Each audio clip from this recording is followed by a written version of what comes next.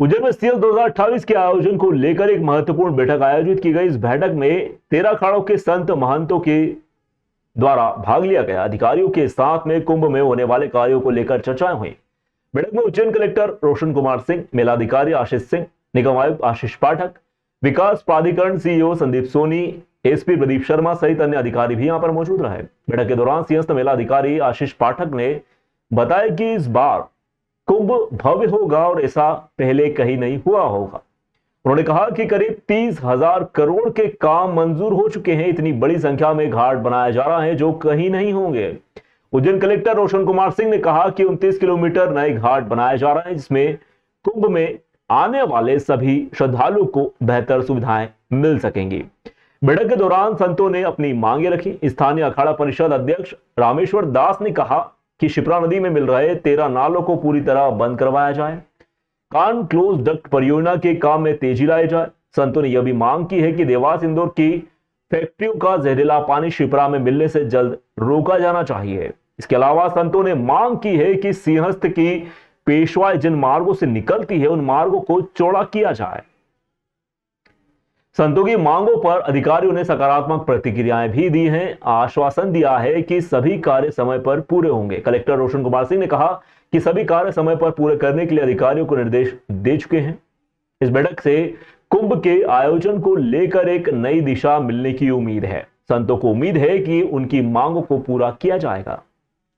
लंबे घाट, वो भी स्थायी घाट, कहीं भी दूसरे भी शहर में, भले हम लोग चाहे बनारस की बात करें, दूसरे जो घाटों वाले शहर की बात करें, लेकिन इतनी बड़ी लंबाई के कंटिन्यूअस घाट मुझे नहीं लगता किसी दूसरे शहर में प्लान किए गए होंगे, जैसे यहाँ पर अभी सिंगस के लिए माननीय मुख्यमंत्री जी के नेतृत्व में प्लान किए गए होंगे। भाई निर्णय ये है कि आगामी कुंभ 2028 में लगने वाला है और उसमें मात्र 2-2.5 वर्ष ही शेष रहे हैं।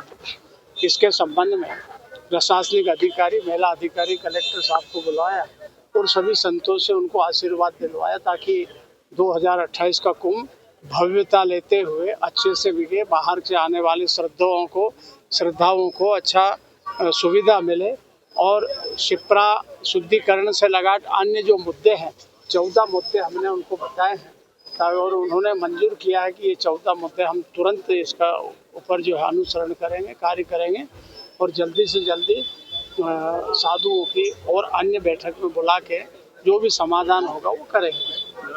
स्थायी निर्माण की बात करिए अखाड़ों नहीं, निर्माण के अखाड़े के बारे में हमने दिया है। अब उसके बाद में सीएम साहब से चर्चा होगी, वो कैसा क्या करते हैं, किसते एक स्थान में कितना पैसा लगा सकते हैं, वो चर्चा करने के बाद होगा। आज हमने ज्ञापन दिया उनको 14 सूत्री, उसमें जैसा भी ऊपर मुख्यमंत्री जी करेंगे वैसा हो जाएगा। आज जो अखाड़ा परिषद की स्थानीय समिति है उसमें सभी अखाड़ों के जो संतगण थे वो मौजूद थे और बहुत ही अच्छा आयोजन किया गया, जिसमें सभी संतगणों के द्वारा एक कुछ अपनी मांग भी प्रस्तुत की गई है और निश्चित रूप से उनको उचित फोरम पर रखे, खासतौर पर शिप्रा शुद्धिकरण से संबंधित और आश्रम के बनाए जाने संबंधित जो काम है उनको हम उचित फोरम पर रख के उनको निश्चित रूप से पूरा करेंगे।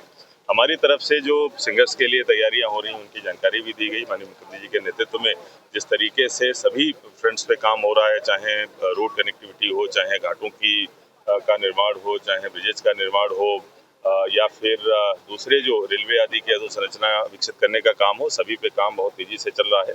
ये सभी काम न केवल गुणवत्तापूर्ण हो बल्कि समय सीमा में पूर्ण हो, इसकी भी व्यवस्था कर ली गई है। किस तरीके से एक सॉफ्टवेयर में MIS के माध्यम से, बर्ड चार्ट के माध्यम से इनकी सबकी मॉनिटरिंग की जाएगी, ये भी हम लोगों ने सुनिश्चित कर लिया है। जैसा 2016 के सिंगस में देखने में आया था कि अस्थायी अधोसंरचना के कारण बहुत परेशानी संतों को भी आई थी और मेला में चाहे वो रोड की हो, चाहे पानी की हो, सीवर की, उनकी सभी समस्याएं आई थी। इसीलिए एक स्थायी जो अधोसंरचना का प्लान चल रहा है उसके संबंध में भी सभी संतगणों को जानकारी भी दी गई, सभी के द्वारा उसमें सहमति भी जताई गई कि अगर 5 करोड़ के श्रद्धालुओं के साथ वो व्यवस्था इतनी चुनौतीपूर्ण थी तो निश्चित रूप से 30 करोड़ श्रद्धालुओं के साथ उस व्यवस्था के साथ, उस अधोसंरचना के साथ हम नहीं जा सकते इस बार।